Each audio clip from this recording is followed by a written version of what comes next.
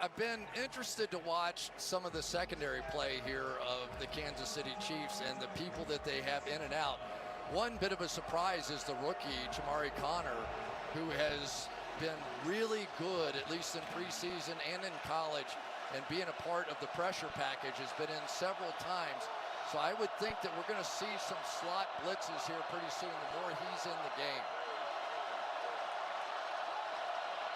We go 3 linebackers for the moment.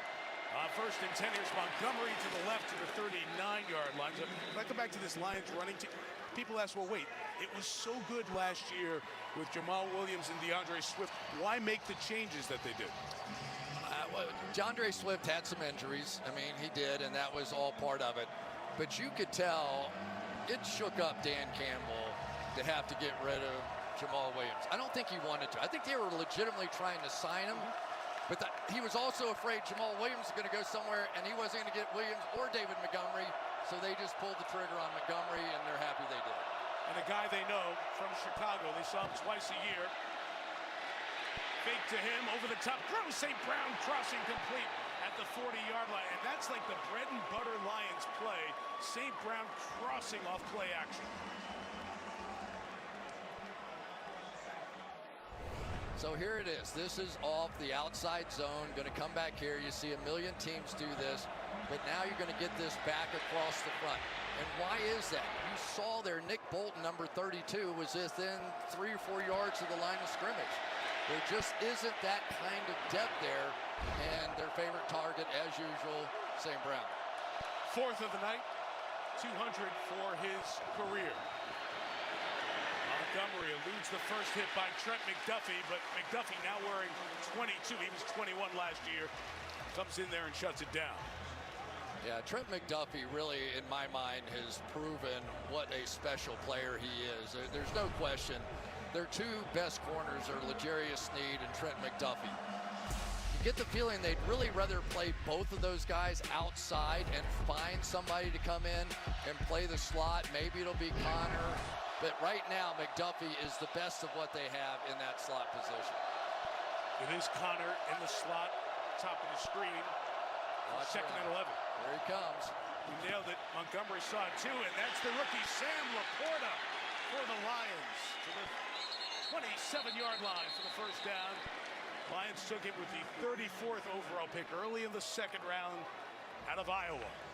So just testing the waters a little bit. You're going to see number 27 throughout the course of the night try and bring some pressure. Nobody really does that better than Steve Spagnuolo, their defensive coordinator, where they are able to get unblocked players. So as good as this offensive line is, if you're not blocking one of them, then it's a great opportunity. But the Lions counter with 2 tight ends in there and 5 offensive linemen to help. Goff is in his last 8 passes. Run inside with Montgomery, bent back after a gain of a couple of yards. Goff started 0 for 3 in this game, and you think about the preseason, he was one of 8 quarterbacks who didn't play at all in the preseason, and he said it might take me a drive to get going, and it was about right. It took about a drive and a half, and now he's looking sharp.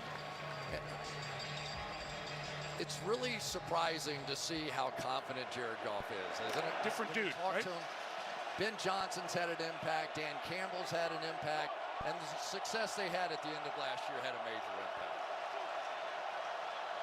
Past halfway through the quarter, 2nd and 8. Goff out quick to Gibbs, that edge speed on display. And Jahmyr Gibbs propels himself for the first down, and the Lions back in the red zone for the 2nd consecutive drive. You can almost hear the acceleration, can't you? I mean, when he's out there, it's like one of those little trucks that you go zoom, zoom, you know? And as he turns this corner here, you could just feel like somebody get this guy on the ground quick, because if he really hits top speed, we have a problem. You've been playing with your grandkids this summer, haven't you? Right. Little truck, zoom, zoom. I like those things. From the 17, that's a mistake on the snap. Goff gets on it and just takes it. A loss of 11. The confusion on that one.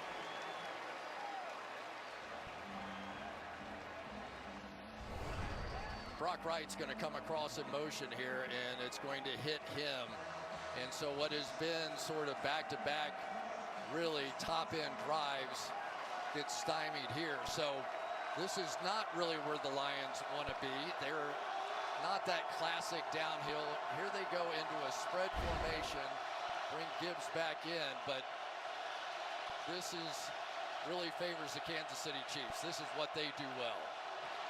2nd and 20, pressure on. They release Gibbs. He gets the mistake yards back as he's forearmed out of bounds by Justin Reed at the 17-yard line.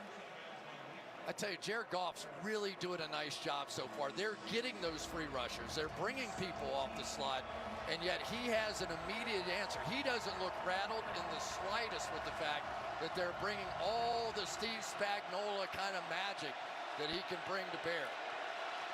3-time Super Bowl champ as a coordinator, once with the Giants, twice here with the Chiefs. And so many of his defenses bring heat at the right time. 3rd and 10. Out quick, caught on the edge. Reynolds lost the football, and it's recovered by Brian Cook.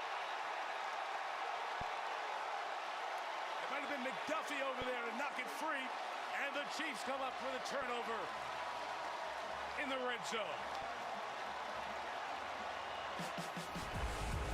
Detroit on a good drive there. McDuffie with the hit. Cook with the recovery. The Chiefs D comes up with the big play.